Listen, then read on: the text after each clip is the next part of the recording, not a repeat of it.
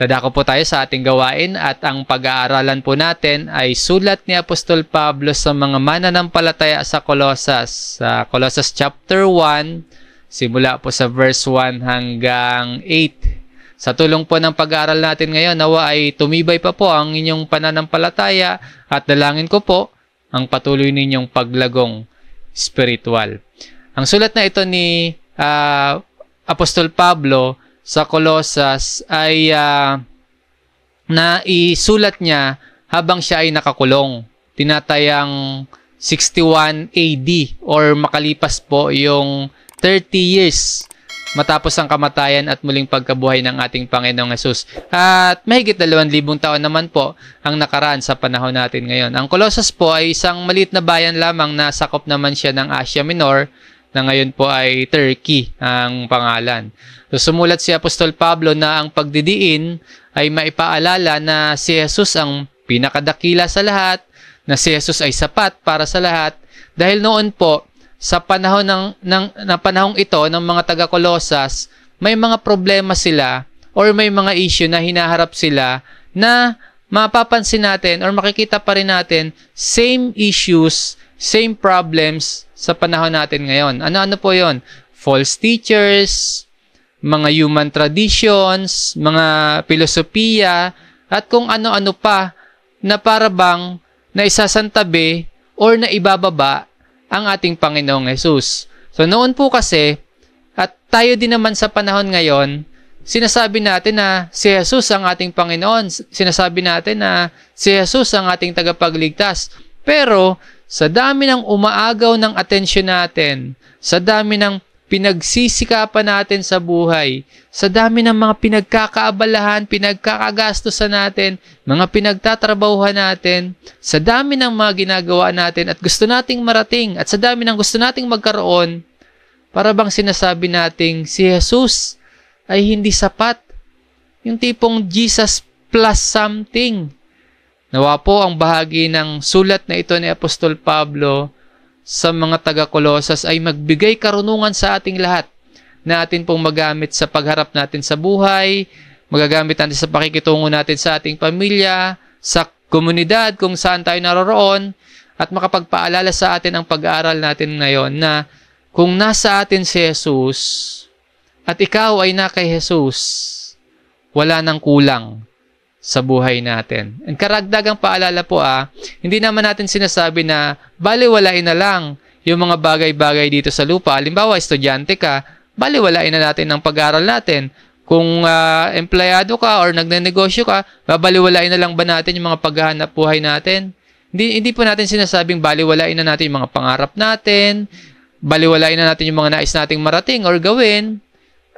Pero po, ang makita natin bilang mga mananampalataya, bilang mga Kristiyano, ang makita natin kung ano ba yung nais ding bigyang diin ni Apostol Pablo sa sulat na ito, na ang nais niyang mabigyang emphasis, mabigyang pansin, at maalala ng mga mananampalataya ay si Jesus ang pinakamahalaga, na si Jesus ang pinakadakila, at sapat-sapat si Jesus sa ating lahat.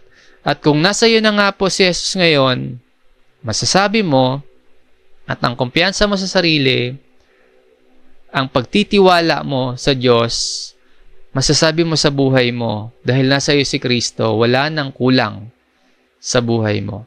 Basahin po natin, simulan po natin ang ating main text sa verse 1 at 2 ng Colossus chapter 1. Si Pablo na apostol ni Kristo, si Pablo na apostol ni Kristo Jesus sa pamamagitan ng kaloob ng Diyos, at si Timoteo na ating kapatid sa mga banal at tapat na mga kapatid kay Kristo na nasa Colosas, sumainyo nawa ang biyaya at kapayapaang mula sa Diyos na ating Ama. Sa pasimula ng sulat, nagpakilala si Pablo, kasama niya si Timoteo. At ang kasunod, yung typical na pagbati ni Pablo sa mga sinusulatan niyang iglesia or mga mananampalataya. Sabi niya, sumainyo nawa ang biyaya at kapayapaang mula sa Diyos na ating Ama. Ito po yung madalas na pagbati ni Apostle Paul sa mga sinusulatan niya. Ang kasunod po sa verse 3, lagi kaming nagpapasalamat sa Diyos na Ama ng ating Panginoong Hesukristo sa aming pananalangin para sa inyo. So may nabalitaan po si Pablo tungkol sa mga taga-Kolosas. Magandang pangyayari or may magandang nangyayari sa mga taga-Kolosas na nabalitaan ni Apostle Paul, kaya lagi silang nagpapasalamat sa Diyos. Ano yung magandang balita na nakarating kay Pablo tungkol sa mga Kristiyano sa Kolosas? Sa verse 4, nakalagay po, sapagkat nabalitaan namin ang inyong pananampalataya kay Kristo Jesus at ang pag-ibig ninyo sa lahat ng mga banal. So ito pala yung nabalitaan ni Apostol Pablo tungkol sa mga taga-Kolosas, yung pagkakaroon nila ng pananampalataya kay Jesus at ang pag-ibig nila sa isa't isa. Ang faith ng mga taga-Kolosas at ang pagmamalasakit nila sa kapwa mananampalataya ay nakaugat o ang pundasyon ay ang salita ng katotohanan na tinanggap ng mga taga-Kolosas. Ang magandang balita na nalaman ni Apostol Pablo tungkol sa mga Kristiyano sa Kolosas, yung may magandang nangyayari sa kanila na sila ay sumampalataya kay Jesus at may pag-ibig sila sa isa't isa, ang dahilan po ay ang magandang balita o ebanghelyo na tinawag ni Pablo na katotohanan tungkol sa Diyos. So kung gusto po natin na magkaroon tayo ng biblikal na pananampalataya kay Jesus at gusto nating magkaroon ng tamang pagmamalasakit sa kapwa, ang dapat nating mapakinggan at ang dapat nating tanggapin ay katulad sa magandang balita na tinanggap ng mga taga-Kolosas. Ang balitang kailangan nila noon ay ang balitang kailangan din natin hanggang sa ngayon. Ang balitang hindi nagbabago at balitang hindi naluluma ay ang kailangan nating mapakinggan at parating maipaalala sa atin. Ano yung balitang yon? Ito po yung salita ng katotohanan. Balita tungkol kay Jesus. Ano nga ba yung pagpapakilala ng ating Panginoong Jesus? Sa John chapter 14, verse 6, sinabi sa kanya ni Jesus, "Ako ang daan at ang katotohanan at ang buhay. Sino man ay hindi makakarating sa Ama, kundi sa pamamagitan ko." Ang katotohanan na tinanggap ng mga taga-Kolosas ang dahilan kung bakit naman po nagpapasalamat si Apostol Pablo sa Diyos na Ama ng ating Panginoong Jesus. So ang salita ng katotohanan, nakasalig ang pananampalataya at pag-ibig sa kapwa ng mga taga-Kolosas. Paano isinasalarawan ni Apostol Pablo ang salita ng katotohanan? Kasi doon daw po, o yun pala yung pundasyon ng pananampalataya at pagmamalasakit sa bawat isa sa kapwa mananampalataya ng mga taga-Kolosas. So, paano sinasalarawan ni Apostol Pablo ang salita ng katotohanan? Number 1, ito po ay salita. Ang salita galing sa Diyos, hindi gawa-gawa ng tao. Kapag sinabing salita, naririnig, pinapakinggan. Basahin po, ituloy po natin yung ating main text sa verse 5, Colossus chapter 1. Dahil sa pag-asa na nakalaan para sa inyo sa langit, na inyong narinig noong una sa salita ng katotohanan, ang ebanghelyo. Ang salita o ebanghelyo ay kapahayagan ng katuparan sa pangako ng Diyos na ililigtas niya ang mga tao mula sa kasalanan. So, ang salitang ito, yung salitang tinanggap ng mga taga-Kolosas, ang salita, meaning kaligtasan, at walang iba, kundi si Jesus. Sabi nga ni Apostol Juan naman sa John chapter 1, verse 14, "At naging tao ang salita, at tumahang kasama namin, at nakita namin ang kanyang kaluwalhatian. Kaluwalhatiang gaya ng sa tanging anak ng Ama, puspos ng biyaya at katotohanan." Ang tinanggap na salita ng mga taga-Kolosas, walang iba kundi si Jesus. Si Jesus na namuhay ng matuwid, namatay at umako sa parusa na hindi natin kayang bayaran dahil sa ating mga kasalanan, at muling nabuhay na napagtagumpayan ang kamatayan dahil at para sa ating lahat, si Jesus, ang tinanggap na salita ng mga taga-Kolosas. So, ang salita na napakinggan at tinanggap ng mga mananampalataya sa Kolosas ay salita kung ano ang nangyari. Ano nga ba ang nangyari? Salvation. Kaya naging mabuting balita o magandang balita dahil ang napakinggan natin ay hindi tungkol sa kung ano ang ginawa natin or kung ano yung dapat nating gawin, kundi salita itong tungkol sa ginawa ng Diyos sa pamamagitan ng pagsugo niya kay Jesus para sa ating kabutihan, pabor sa atin, para sa ating kaligtasan. Dahil ang salita ay salita at ang salita ay si Jesus, dapat natin itong pakinggan. Kaya po, kahit na pamilyar na kayo at matagal na ninyong naririnig ang Ebanghelyo, patuloy po nating pinapakinggan pa rin sa pamamagitan ng mga gawaing ito at paghihikayat po sa inyo sa pamamagitan naman ng personal na pagbabasa ng Biblia. Dahil baka maraming umaagaw na ng atensyon mo. Baka kung saan-saan mo po na ibabaling na balita o salita ang tenga mo. Kaya tuloy-tuloy po ang paalala natin na maglaan ng mga panahon sa ganitong sama-samang pakikinig at pag-aaral ng Biblia. Ganon din po sa personal na pagbabasa mo po ng Biblia. Kasi maaring umagaw ng atensyon natin. Halimbawa po sa social media o kaya sa mga palabas sa TV, ano-anong balita o ano-anong salita ang mga napapakinggan natin. Baka nauubos po yung oras natin, baka nauubos yung lakas natin sa mga salita na wala namang katuturan. Tapos taliwas pa sa katotohanan. Maging maingat po tayo mga kapatid. Tayo po ay mga nagpapakilala ng mga mananampalataya. Saan natin kinukonsumo, inilalaan yung oras at lakas natin? Sa mga balita ba o salita na ayon sa katotohanan o taliwas sa katotohanan? Ang salita ay dapat nating pakinggan. At dahil ito ay salita na ito ay si Jesus, hindi natin dapat baliwalain. Ang salita ay tungkol kay Jesus. So pakinggan natin at pahalagahan. Number 2, ito ay katotohanan. Kaya natin pahalagahan.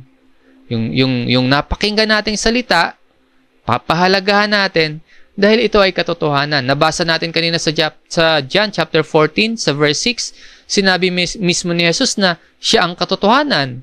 Dito po sa ating main text sa Colossus chapter 1 verse 5, dahil sa pag-asa na nakalaan para sa inyo sa langit na inyong narinig noong una sa salita ng katotohanan, ang Ebanghelyo.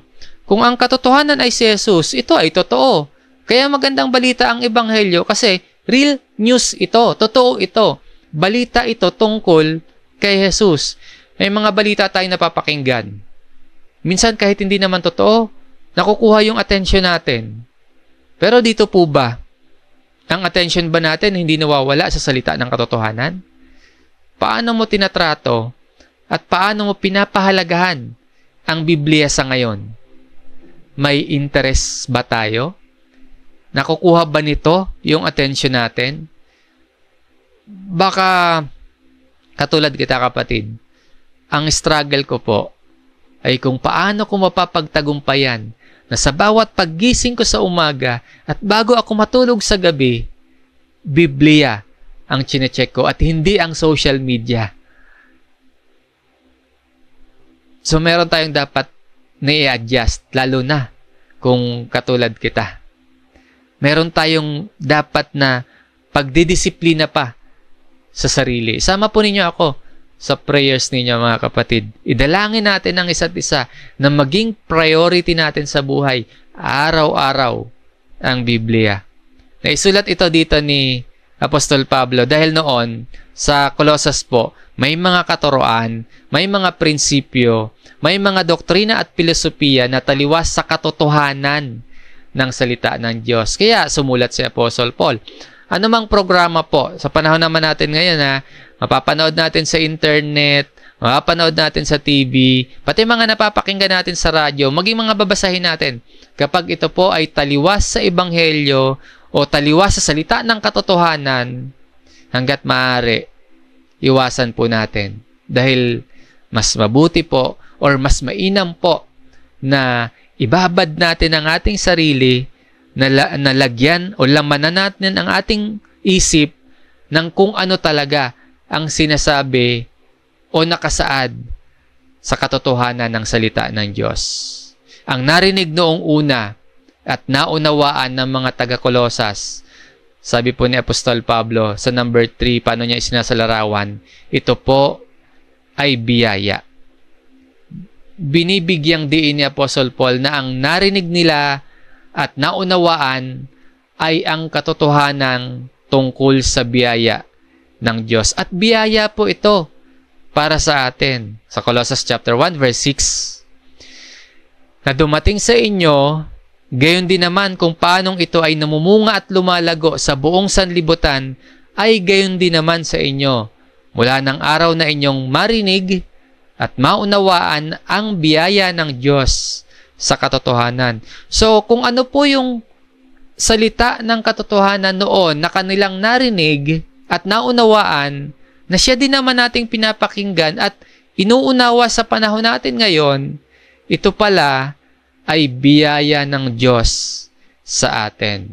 Ang magandang balita, ang mabuting balita, ay biyaya ng Diyos sa atin. Kaya po, titingnan natin ang ating mga pagkilos patungkol sa kung paano natin ba tinatrato or paano natin pinapahalagahan ang Biblia. Sa Gawa or sa Acts 20 verse 24, ganito po ang paglalarawan. Ngunit hindi ko itinuturing ang aking buhay na mahalaga sa aking sarili upang maganap ko lamang ang aking katungkulan at ang ministeryong tinanggap ko sa Panginoong Hesus na magpatotoo sa magandang balita ng biyaya ng Diyos. Good news ito, magandang balita ito, kasi biyaya, hindi sa atin nakasalalay. Anumang nararanasan nilang pagpapala noon at mga pagbabago sa buhay nila noon ay hindi po resulta ng sarili nilang mga gawa o hindi po yung resulta ng sarili nilang pagsusumikap.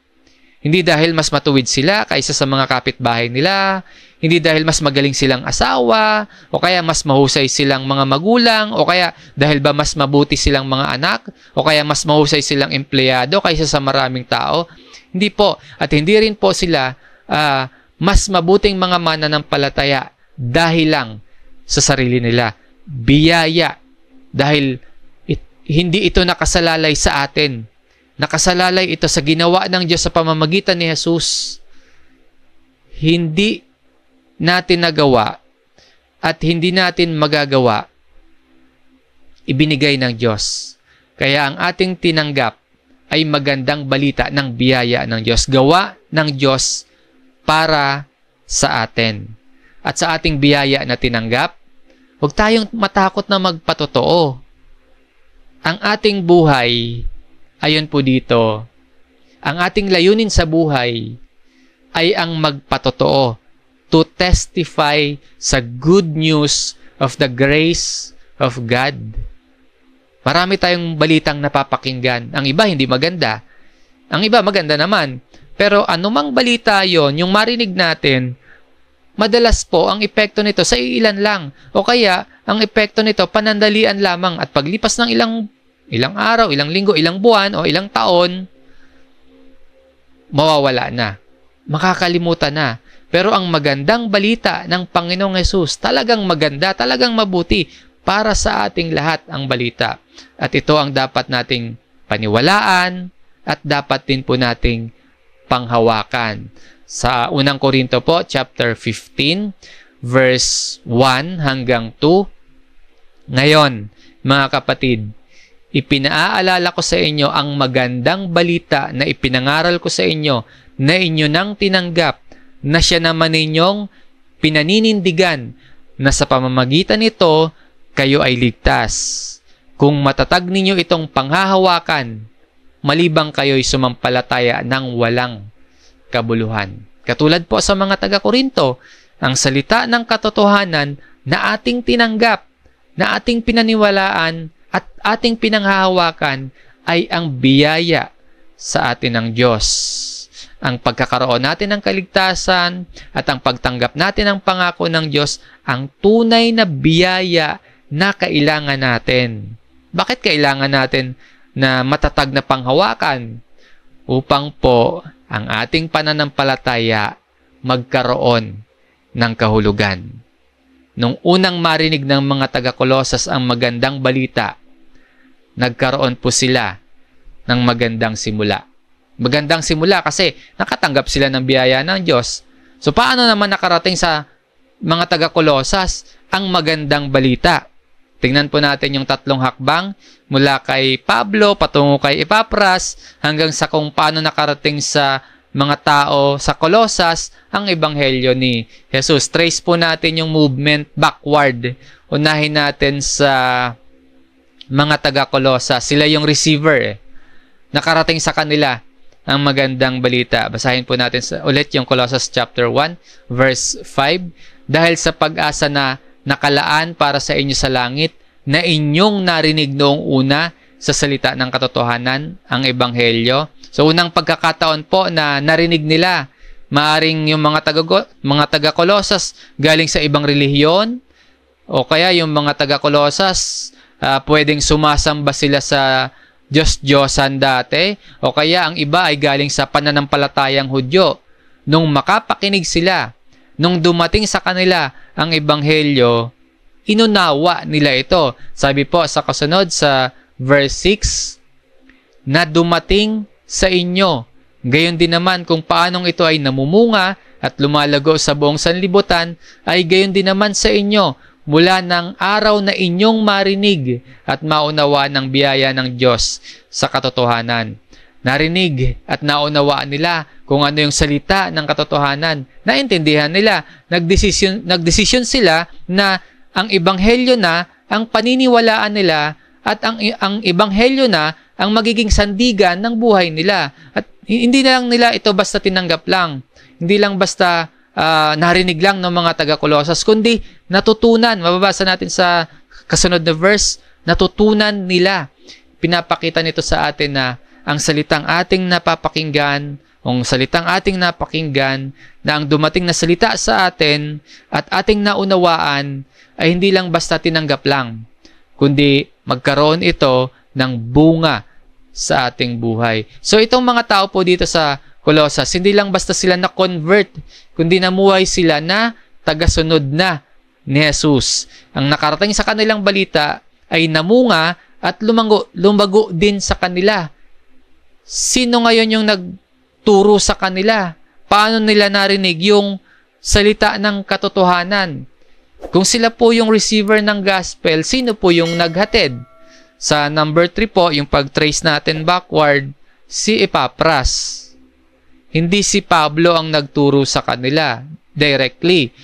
Baka nga hindi pa sila nakita ni Pablo or malamang hindi na nakarating sa kanila si Pablo. Hindi man lang nakapunta ng Kolosas si Apostle Paul. Ang nagturo sa kanila si Epapras. Sa verse 7 po, ang Colossus chapter 1, ito ay inyong natutuhan kay Epapras na aming minamahal na kapwa alipin. Siya ay isang tapat na lingkod ni Kristo alang-alang sa inyo. Si Epapras po ang naghatid sa kanila ng gospel. Si Epapras yung nanguna at namahala sa church bilang isang tapat na alipin o lingkod ng Panginoong Jesus. Maganda yung description dito ni Apostle Paul kay Epapras. Aming minamahal na kapwa alipin. Siya ay isang tapat na lingkod ni Kristo. Nagpapakita ito ng magandang relasyon ni Epapras at ni Pablo. At yung magandang relasyon din ni Epapras sa mga taga-Kolosas. Maganda yung relasyon ni Paul tsaka ni Epapras kasi nasabi niya, minamahal na kapwa alipin si Epapras. Maganda din naman yung relationship ni Epapras sa mga taga-Kolosas kasi ang dala niyang balita, tinanggap at inunawa ng mga Colossians. At ang salita ng katotohanan na ipinahayag ni Epapras ay una naman niyang narinig o o kaya una naman niyang natutunan mula naman po kay Apostle Paul. So yung ibinalita niya sa mga taga-Kolosas ay una namang narinig ni Epapras mula kay Pablo. So sino si Pablo? Ang pakilala ni Pablo sa verse 1 na ating binasa kanina, kung maalala mo ninyo po, apostol ni Kristo Jesus sa pamamagitan ng kalooban ng Diyos. Dati siyang si Saul. Isa siyang Hudyo, isa siyang Pariseo, isang Romano, isa siyang dating taga-usig ng mga Kristiyano. Dahil akala niya noon, ang pag-usig niya sa mga Kristiyano, pagsunod niya yon sa Diyos. Na bago po ang lahat ng yon, nung ma-encounter niya si Jesus sa daan. Patungo siya noon sa Damascus. Mababasa natin sa Acts chapter 9 yon. Naging si Pablo na siya. Yung dating Saul na wala na. Apostol. Dala ang salita at may authority na siya na ipahayag at ituro ang salita ng Panginoon. So maging si Pablo po ay nakaranas ng biyaya ng salita ng Diyos. At sa kanyang missionary journey, napunta si Pablo sa Efeso na medyo malapit na sa Colosas. Halos meron na itong 160 kilometer lang yung pagitan. Mababasa po natin sa mga Gawa, chapter 19, verse 10. At ito'y nagpatuloy sa loob ng 2 taon. Kaya't ang lahat ng mga naninirahan sa Asia ay nakarinig ng salita ng Panginoon, ang mga Hudyo at gayon din ang mga Grego. So nasa Efeso niyan si Apostle Paul. Bahagi ng pagmimisyon ni Pablo. Habang nasa Efeso siya, dito marahil napakinggan ni Epapras ang tungkol sa salita ng katotohanan na siya namang dinala ni Epapras sa kanyang bayan sa Colosas. Ang makikita natin mga kapatid, nakarating ang magandang balita sa mga taga-Kolosas dahil merong tagapagbalita, si Pablo at si Epapras. Mahalagang makita natin ang movement o yung pagdaloy po ng magandang balita. Sa atin ngayon, sino po yung Epapras mo or sino ang Kolosas mo na dahil sa'yo makakatanggap ng magandang balita, na dahil sa'yo ang biyaya ng Diyos marireceive din nila. Ikaw po na nadatnan ng salita. Ikaw po na nakaunawa ng salita. Kanino mo ibabalita ngayon ang magandang balita ng kaligtasan? Kapag magandang balita po, dapat itong ipamalita. Sabi nga po sa Romans chapter 10, verse 15, at paano sila mangangaral kung hindi sila sinugo? Gaya ng nasusulat, anong ganda ng mga paa ng mga nagdadala ng mabuting balita ng mabubuting bagay. How beautiful are the feet of those who bring good news of good things. Mula ito sa aklat ni Isaias at ni Nahum. May expression of joy. Ang good news ay kagalakan sa atin. Kaya sa bawat pagbabasa natin at sa bawat pakikinig natin ng salita ng katotohanan, magdulot nawa ng kasiyahan ito sa atin. Pati na sa pagpapalaganap nito, pati sa pagpapahayag natin ng salita ng katotohanan, maging kagalakan din po nawa ito sa atin. Kaya narinig ng mga taga-Kolosas ang salita ng katotohanan dahil merong nangaral sa kanila. At makikinig po tayo kung ang ipinapangaral sa atin ay mabuting balita ng mabubuting bagay. Maglalaan tayo ng oras sa pakikinig kung ang sinasabi po sa atin o ang ibinabalita sa atin ay ang salita ng Panginoon.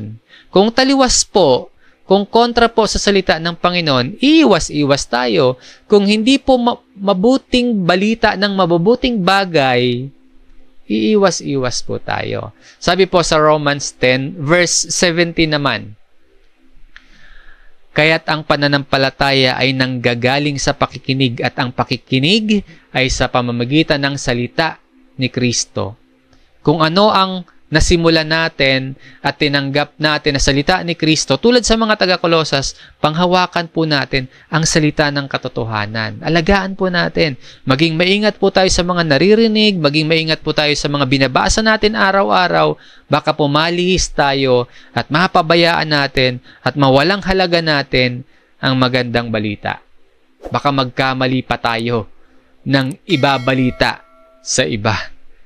At kung wala pa po sa tahanan mo, or wala pa po sa katrabaho mo, or wala pa sa kaeskwela mo ang magandang balita, kung wala pa sa kanila ang salita ng Diyos, ito po ang magandang paalala sa ating lahat na ipangaral ang salita ng katotohanan upang ang mga tao sa paligid mo, upang ang mga tao sa paligid natin ay magtiwala din kay Jesus.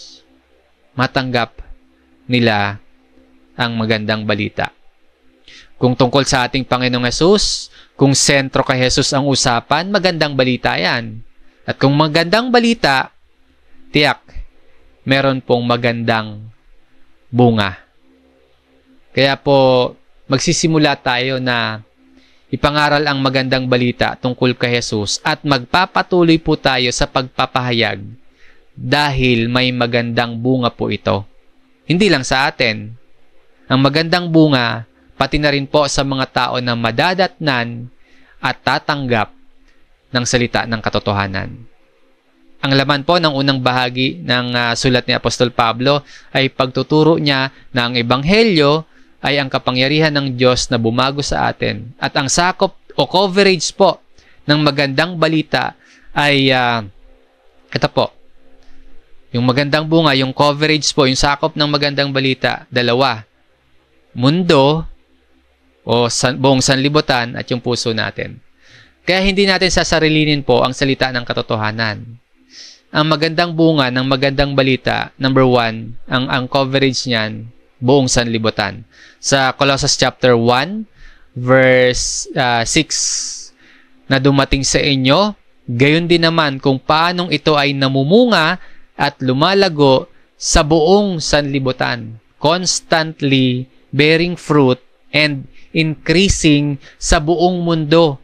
Sa panahon ni Pablo, ang buong sanlibutan po ay ang buong Roman Empire. Nakikita ng mga tao ang epekto ng salita ng katotohanan. Sa panahon natin ngayon, literal na ang ibig sabihin nito. Ang buong mundo, lalo na sa teknolohiya natin ngayon, hindi na lang sa lugar nila, hindi na lang sa Europe din, hindi na lang sa Middle East, kundi hanggang Africa, China, America, sa Asia, sa lahat ng mga bansa, pati po sa mga mahigpit na mga bansa, pagdating sa salita ng Diyos, naaabot or nagkakaroon na ng pagkalat ang balita tungkol kay Jesus. Sa paglipas po ng maraming taon, makikita natin ang bunga at paglago ng salita ng Diyos sa buong mundo. Maraming mga bansa na kapag nakasalig sa salita ng katotohanan ang mga batas o hango sa mensahe na nakapaloob sa Biblia, ang mga panuntunan, nagiging maayos. Hindi man perfect, pero in order.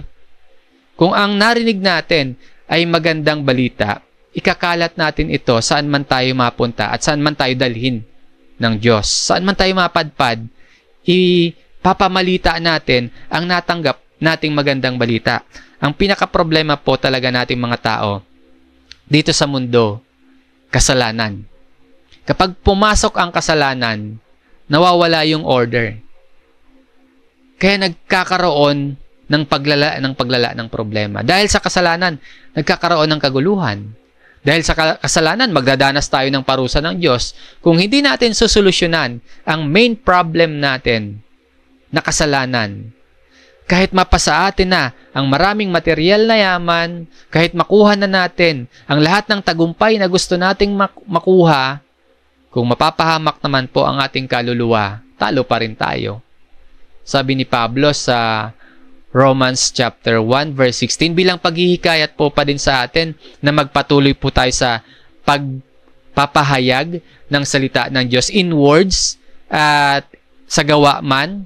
So, basahin po natin itong Romans chapter 1 verse 16.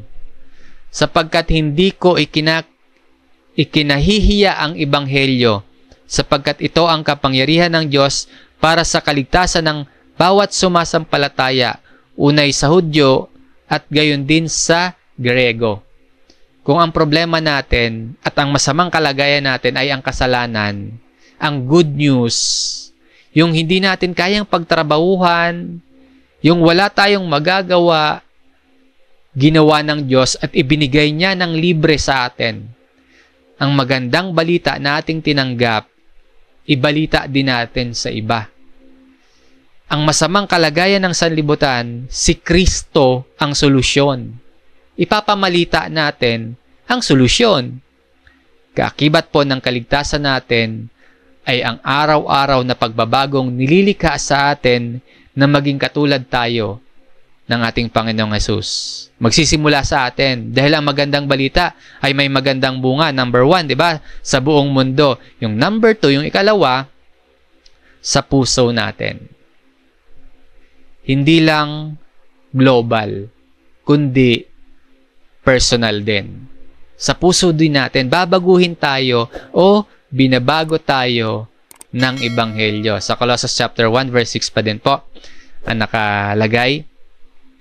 Sabi po ni Apostle Paul sa mga taga-Colosas, ay gayon din naman sa inyo.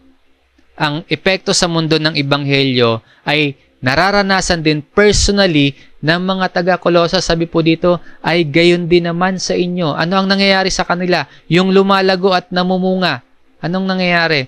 Minsan, bigyang pansin po natin yung kalagayang espiritual natin. Gaano ba ito kalago? Gaano ba ito namumunga?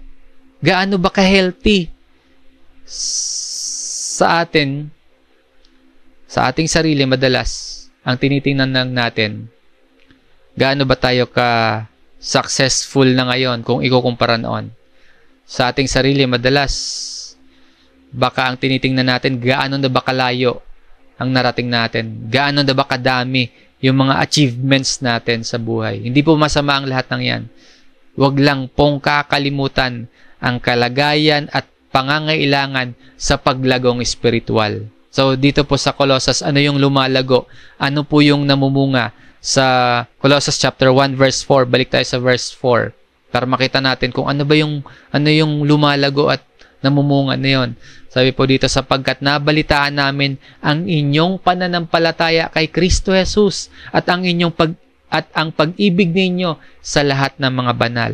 Pananampalataya kay Jesus at ang pag-ibig sa lahat, sa kapwa. Kaya pala, ang bungad ng letter ni Apostle Paul, ang tawag niya sa mga banal at mga tapat na mga kapatid kay Kristo Jesus na nasa Colosas. Meron na silang relationship at fellowship sa isa't isa dahil sa iisang pananampalataya kay Jesus. Dahil sa salita ng katotohanan, increasing at fruit-bearing ang pananampalataya at pag-ibig nila sa isa't isa. Pananampalataya sa Panginoon, pag-ibig naman sa kapwa mananampalataya. Ang pananampalataya at ang pag-ibig ay magkasama. So para bang as we grow in faith, we also grow in love. Parallel na lumalago. Hindi pala akma na sinasabi nating mahal natin si Jesus, pero hindi naman natin mahal ang ating kapwa. Habang tayo pala ay lumalago sa ating pananampalataya, nagbubunga ito sa atin. So habang nag-grow tayo sa ating faith, kanino po tayo dapat lalong nagtitiwala? Sa sarili ba natin? Or sa kapwa-tao lang din? Or sa Panginoong Hesus? Dapat malinaw sa ating sagot.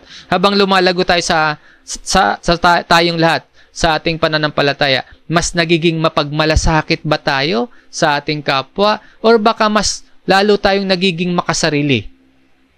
Hindi natin pwedeng sabihin na we love Jesus, pero hindi naman natin mahal ang church or yung mga miyembro nito na katawan ni Kristo. Kapag sinabi nating iniibig natin ang Diyos, pero hindi ang kapatid, sabi po sa sulat ni Apostol Juan, sinungaling daw po tayo. Di ba? Mababasa natin sa ibang sulat ni Apostol Juan. Kapag daw sinasabi nating mahal natin ang Diyos, pero hindi ang kapatid, nagsisinungaling tayo. Paano daw natin mamahalin ang Diyos na hindi naman natin nakikita ang Diyos, samantalang yung kapatid na nakikita natin, hindi natin iniibig? Ang isa po sa mga expression of faith ay pagmamalasakit sa kapwa, lalo na sa mga nangangailangan. Kung may nakikita tayong pangangailangan sa ating tahanan, sa ating pamilya, ang pag-ibig sa kapwa, alam natin hindi lang dapat sa salita, kundi sa gawa. Kung ang puso natin ay naglalaman ng pag-ibig na nakasalig sa salita ng katotohanan, ang magiging default mode ng puso natin, paggawa ng paraan na makatulong sa halip na magdahilan para hindi makatulong. May magandang bunga po ang magandang balita. Number 1, sa buong mundo. And number 2, sa puso natin. Kung tunay nating tinanggap at naunawaan ito, padaluyin natin at ipamuhay natin ang mensaheng nakapaloob sa magandang balitang ating tinanggap. Paano nagkakaroon ng bunga ng pananampalataya sa Panginoon at pag-ibig sa kapwa? Or ano ba yung nagtulak sa mga taga-Kolosas na sa kanilang pananampalataya sa Panginoong Hesus ay nai-apply nila ang pag-ibig sa kapwa? Number 1, paano nagkaroon ng bunga ng pananampalataya sa Panginoon at pag-ibig sa kapwa? Pag-asa.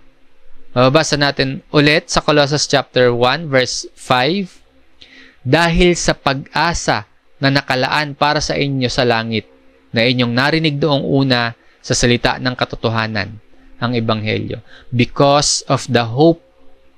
Dahil sa pag-asa, ang ugat kung paanong nagkaroon ng bunga ng paglago ng faith at love sa buhay ng mga taga-Kolosas. Para sa mga taga-Kolosas po, at sa atin din, walang iba kundi ang Panginoong Hesus ang ating pag-asa na balang araw, babalik ang ating Panginoon at makikita natin ang harapan, makikita natin ang mukhaan.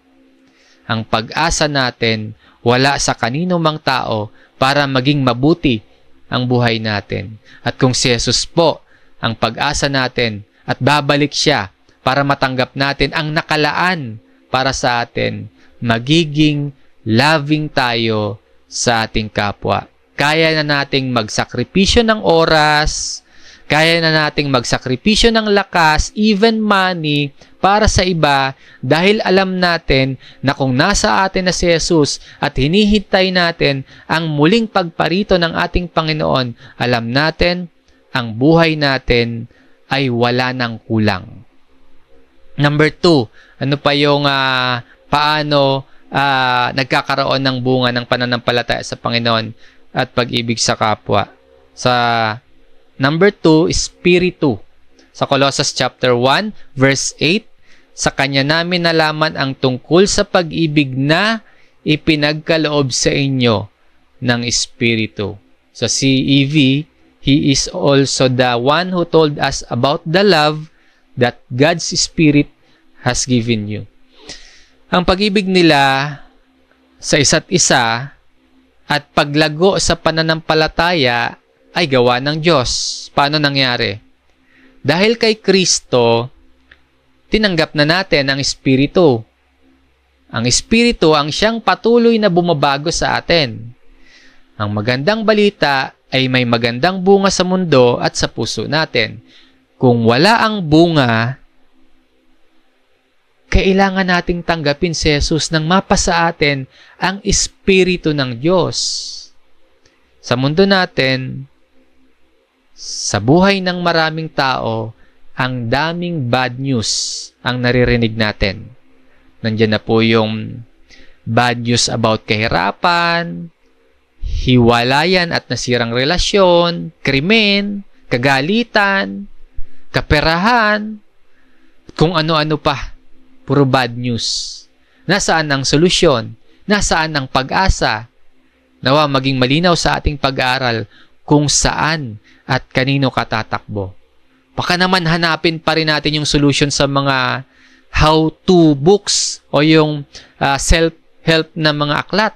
O kaya sa Google. Baka doon pa natin hanapin yung solution sa mga kapwa-tao natin. Tandaan natin na ang pagbabago, ang magandang bunga, ay dulot ng magandang balita sa puso natin, sa mundo natin. So, ang solution po, nasa salita ng katotohanan. Patuloy tayong magtiwala at umasa sa kapangyarihan ng salita ng Diyos. Dahil ito rin po ang bumabago sa mga relasyon natin sa isa't isa bilang mga mananampalataya. Bakit at papaano nga ba natin maiibig ang isa't isa? Lalong-lalo na bihirang-bihira na nga tayo magkakita-kita personally. Paano pa ma-establish yung relationship sa isa't isa? Para po magkaroon tayo ng bago at magandang pamilya, patuloy tayong magtiwala at umasa sa kapangyarihan ng salita ng Diyos. Ang bunga niyan, magandang pamilya. Dahil kay Kristo tayo na po ay isang pamilya. Ang Diyos ang ating Ama at tayong lahat na sumasampalataya sa Kanya, magkakapatid. Marami po sa atin ngayon, lalo na po sa magkakalayong lokal, bihira na nga yung magkakita-kita, bihira pang magkumustahan. Salamat sa Diyos sa kabila ng sitwasyon natin, sa mga limitasyon ng pagkilos natin, binubuklod pa rin tayo ng Diyos sa iisang pananampalataya sa pamamagitan ng Kanyang salita. Purihin ang Diyos. Mahalaga po ang communication natin bilang mga magkakapatid. Makikita din natin sa Colossus ang kahalagahan ng communication sa kanila noon. Meron silang ugnayan. Bilang isang magandang pamilya, meron silang ugnayan. Merong pag-uulat. Ang magandang pamilya ay may komunikasyon at balitaan sa bawat isa. So, number 1, pag-uulat. Nasa kulungan si Apostol Pablo, malayo sa Colossus, posibleng naka-lockdown, na wala siyang tsansa na makita yung mga taga-Colossus. Pero sabi ni Paul sa verse 4 po ng ating main text, sapagkat nabalitaan namin nung merong nag-ulat tungkol sa magandang nangyayari sa mga taga-Colossus. Sino yung nagbalita? Sa verse 8, yung binasa din natin kanina, sa kanya namin nalaman. Kanino po? Kay Epapras, nabalitaan ni Pablo. At ang ulat na yon, na nalaman niya na ang pananampalataya ng mga taga-Colossus kay Jesus at ang pag-ibig nila sa kapwa, nagdulot po kay Apostol Pablo ng pasasalamat. Sabi ni Apostle Paul sa verse 3 ng Colossus chapter 1, lagi kaming nagpapasalamat sa Diyos. Sino ang pinapasalamatan nila? Si Epapras ba o yung mga taga-Colossus? Kasi si Epapras yung nagbalita. Yung mga taga-Colossus naman yung laman ng balita na maganda yung nangyari at bunga sa kanila ng salita ng katotohanan. Ang sabi po dito, lagi kami nagpapasalamat sa Diyos na Ama ng ating Panginoong Hesukristo. Itinuturo nito sa atin na ang magandang nangyayari sa Colossus ay gawa ng Diyos. Biyaya ng Diyos na dapat ipagpasalamat sa Diyos. Ano man po ang nangyayari sa atin, tulad nila Pablo, lagi po tayo at matutunan natin na laging magpasalamat sa Diyos. Maaring maganda nga yung nangyayari sa Colossus pero hindi sila perpekto. Meron ding mga problema na kinakaharap. Kaya sabi po sa verse na ito, ipinapanalangin palagi ni na Pablo ang mga taga-Colossus bilang pamilya na may ugnayan. Number 1, may pag-uulat, may pasasalamat, at may pagsulat. So number 3, maganda na yung nangyari, pero meron pa ring ilang mga issue, meron pa ring mga problema na mahalagang talakayin. Kaya sumulat po si Pablo. At sa pagbati ng apostol sa mga taga-Colossus, malinaw kung ano yung intention at ano yung laman ng prayer ni Pablo para sa mga taga-Colossus. Sa pagsulat po ni Pablo sa mga kapatid, makikita natin kung ano ba yung nais niya na maranasan ng mga taga-Colossus. Ano pa yung nais na ma-experience ng mga mananampalataya sa Colossus. Sabi po dito sa verse 2, sa mga banal at tapat na mga kapatid kay Kristo na nasa Colossus, sumainyo nawa ang biyaya at kapayapaang mula sa Diyos na ating Ama. Grace to you and peace from God our Father. Maliit na iglesia lang itong Colossus, maliit na bayan. Kung ihahambing ito sa at hindi ito kasing importante kung ihahambing sa Roma, sa Corinto o kaya sa Efeso. Pero pinahalagahan sila ni Pablo. Sinulatan sila. Mahalaga sila sa Diyos eh. Ang bawat isa, lahat mahalaga sa Diyos. Kaya ang prayer ni Paul, maranasan nila sa pamamagitan ng sulat na ito, number 1, maranasan nila ang biyaya ng Diyos. Na maalala nilang ang pagpapalang dumadaloy sa kanila, hindi galing sa sarili nila, hindi nila gawa, hindi rin gawa ng iba, kundi gawa ng Diyos sa pamamagitan ni Kristo para sa kanila. And number 2, para maalala nila na maranasan din nila ang kapayapaan ng Diyos. Na patuloy na maranasan nila ng buo at malapit na relasyon sa Diyos na siya magdudulot naman ng magandang relasyon sa isa't isa, lalo na sa pamilya nila. Baka po tayo, meron tayong mga kakilala. Baka po tayo, meron tayong mga katrabaho, kaeskwela na mukhang maganda sa panlabas ang nangyayari. Mga kapamilya natin na mukhang maayos naman tingnan sa panlabas, pero sa panloob, merong nararamdaman na issue na dapat talakayin, na dapat bigyan ng payo. I-share natin sa kanila ang salita ng katotohanan at maranasan din nila at matanggap din nila ang biyaya at kapayapaang mula sa Diyos. Huwag nating isipin na hindi sila mahalaga, na ilan lang naman yun, na iisa lang naman yun, na bata pa yung kakilala ko na yun, hindi naman siguro mahalaga yun. Huwag nating iisipin na ganon. Kasama po sa ministeryo natin ang idalangin ang isa't isa. Sa panahon po ni na Pablo, ang isang komunikasyon o isang paraan ng communication nila, pagsusulat. Sa atin ngayon, nasa atin yung advantage eh. Maraming paraan, lalong-lalo na po sa tulong ng teknolohiya, para ipaalam sa loob ng ating pamilya, sa loob ng ating mga kakilala, na ang pinakamahalaga sa lahat, na ang solusyon sa lahat, na ang kailangan natin ay si Jesus, si Kristo, ang lahat-lahat. Sabi ni Pablo sa mga taga-Kolosas sa chapter 3 naman, verse 11, dito'y wala ng Grego at Hudyo, tuli at dituli, ng barbaro, ng sita, ng alipin, ng malaya, kundi si Kristo ang lahat at nasa lahat. Pantay-pantay ang lahat. Lahat mahalaga sa Diyos. At mangyayari sa ating lahat kung paniniwalaan natin na si Kristo ang lahat-lahat. Christ is all and in all. Si Jesus ang salita ng katotohanan na kailangan natin upang lumago pa tayo sa pananampalataya at lumago pa tayo sa pag-ibig sa kapwa. Si Kristo ang magandang balita. Bakit magandang balita? Dahil kay Jesus, wala nang kulang sa buhay natin. Ibinigay ng Diyos ang biyaya na talagang kailangan natin. Dahil kay Jesus, meron tayong buhay na walang hanggan. At may nakalaan para sa bawat isa sa atin sa langit. Dahil yun po kay Jesus. Ipamalita ang magandang balita. Ipamalita ang salita ng katotohanan. Ang salita ng katotohanan ay ang ating Panginoong Hesus. Ang biyaya at kapayapaan ng Diyos sa ating lahat, mga kapatid. Maraming salamat po sa pagsama ninyo at pakikinig sa pag-aaral natin ng bahaging ito ng sulat ni Apostol Pablo sa mga taga-Kolosas. Nawa po ay nanginabang at napaalalahanan tayong lahat. Maraming salamat.